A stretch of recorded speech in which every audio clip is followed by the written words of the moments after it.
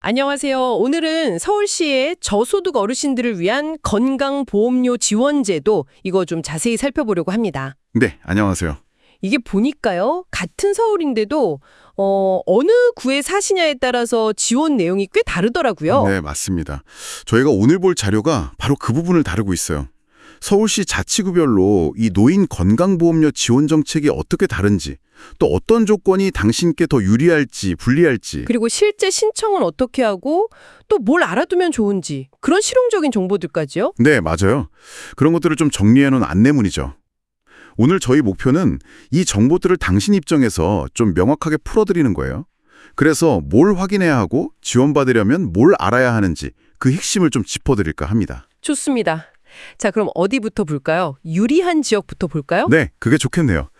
일단 지원받기 좀 더 수월한 지역들, 공통점을 좀 찾아보면요.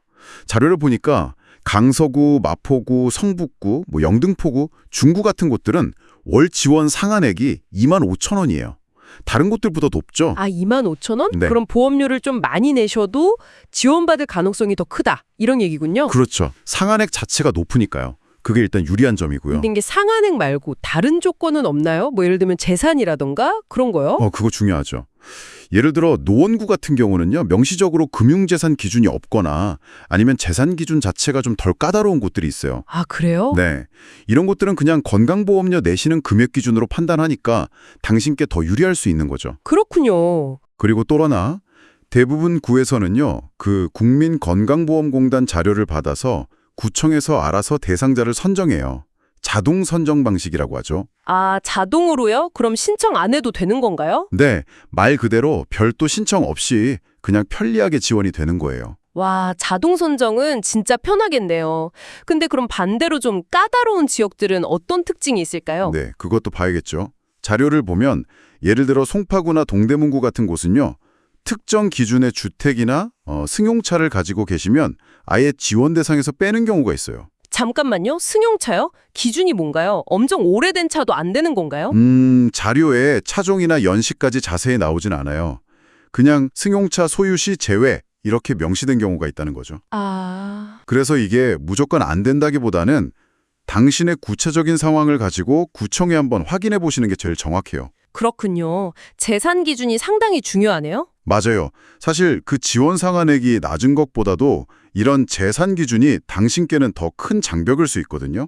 실제 소득은 낮으셔도 재산 때문에 지원을 못 받으실 수도 있으니까요. 같은 서울인데도 기준이 이렇게 다르군요. 네. 그리고 또 어떤 구는 지원 기준액 자체가 월 2만 원 수준으로 좀 낮아서 소득이 조금만 바뀌어도 탈락할 위험이 있고요. 아까 말씀드린 노원구처럼 직접 주민센터에 가서 신청해야 하는 직접 신청 방식도 있거든요. 네네. 이게 거동이 좀 불편하시면 아무래도 부담이 되실 수 있죠. 아, 그렇겠네요. 자동 선정되는 곳이랑 차이가 크네요. 그럼 실제로 지원받는 절차는 어떻게 되나요? 자동이랑 직접 신청이랑. 네, 크게 두 가지로 나뉘는데요. 먼저 자동 선정은 공단에서 명단을 구청으로 보내줘요. 그럼 구청이 자체 기준, 예를 들어 재산 같은 걸로 심사를 하고요. 지원 대상이 맞다 싶으면 구청의 공단에 보험료를 대신 내주는 거죠. 그럼 당신은 그냥 감면된 고지서를 받으시는 거고요. 아주 편리하죠. 네, 그건 편하네요. 그럼 직접 신청은요? 직접 신청은 구청이나 주민센터에서 먼저 안내문 같은 걸 받으실 거예요. 그걸 보시고 당신이 신분증이나 건강보험료 납부 확인서 같은 서류를 챙겨서요. 직접 동주민센터에 가셔서 신청서를 내셔야 해요. 그 후에 이제 구청에서 심사를 하고 지원 여부를 결정하는 거죠. 아하, 그렇군요. 듣고 보니까 자동이든 직접이든 당신께서 꼭 좀 챙겨봐야 할 부분들이 있을 것 같아요. 좀 실질적인 조언, 꿀팁 같은 거 없을까요? 네, 있습니다. 저희가 이 자료 분석하면서 꼭 알려드리고 싶은 팁 4가지 정도 추려봤는데요. 첫째는요. 뭐니 해도 가장 정확하고 빠른 길은 당신이 살고 계신 동네 주민센터 복지 담당자분께 바로 전화하시는 거예요. 아, 역시 직접 문의가 최고군요. 네, 내가 대상이 되는지, 기준은 정확히 뭔지, 서류는 뭘 준비해야 하는지 한 번에 딱 확인하실 수 있어요. 네, 알겠습니다. 두 번째 팁은요? 자동 선정되는 경우라고 해서 그냥 안심하시면 안 돼요. 매달 오는 건강보험료 고지서 있잖아요. 거기에 지원금이 제대로 감면돼서 찍혔는지 당신 눈으로 꼭 확인하셔야 합니다. 아, 자동이라도 확인은 필수. 그렇죠. 만약 누락됐다면 바로 주민센터에 물어봐야 하고요. 혹시 내가 다른 복지 혜택을 받고 있어서 그 중복 지원 때문에 제외된 건 아닌지도 한번 체크해 볼 필요가 있어요. 그렇군요. 중요한 부분이네요. 세 번째 팁은 뭔가요? 재산 기준이요. 특히 카더라 통신 믿지 마세요. 아이고 차 있으면 무조건 탈락이래. 이런 소문 돌잖아요. 네네, 그런 말들 있죠. 그거 믿지 마시고 당신의 자산, 예를 들어 특정 가격 이하의 주택은 괜찮은지, 내 차가 정말 기준에 걸리는지 이걸 해당 구청의 공식 기준을 통해서 정확히 확인하시는 게 중요해요. 의외로 해당될 수도 있거든요. 아, 소문 대신 팩트체크 중요하네요. 마지막 팁은요? 혹시 이미 다른 주요 복지 지원, 예를 들어 의료급여 수급자 같은 경우요. 이런 지원을 받고 계시다면 이 건강보험료 지원은 중복해서 못 받으실 가능성이 꽤 높아요. 아, 중복 지원 문제군요. 네, 그러겠다 다른 혜택을 받고 계시다면 이것도 받을 수 있는지 미리 주민센터에 문의해 보시는 게 좋습니다. 시간 낭비 안 하시게요. 네, 알겠습니다. 팁 4가지 잘 정리해 주셨네요. 네, 정리하자면요.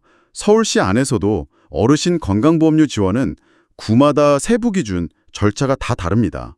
그러니까 핵심은 당신의 상황에 맞춰서 거주지 동주민센터 통해서 정확한 정보를 얻는 것. 그리고 자동 선적이 되더라도 고지서를 통해서 지원이 잘 되고 있는지 꼭 챙겨보시는 것. 이게 가장 중요하다고 할 수 있겠습니다. 네, 제도가 조금 복잡하게 느껴질 수도 있겠지만 그래도 저소득 어르신들 생활 안정에는 분명히 도움이 되는 거니까요. 당신께서 좀 적극적으로 확인하고 활용하시면 참 좋겠습니다. 맞습니다. 마지막으로 이런 질문을 좀 던져보고 싶어요. 이렇게 자치구별로 지원 정책의 차이가 나는 것이 장기적으로 봤을 때 노인복지의 형평성이라는 측면에서 어떤 의미를 가질까요? 생각할 거리네요. 그리고 모두에게 좀 더 나은 시스템을 만들려면 우리가 어떤 고민을 더해볼 수 있을지 이런 부분도 한번 생각해 보시면 좋을 것 같습니다.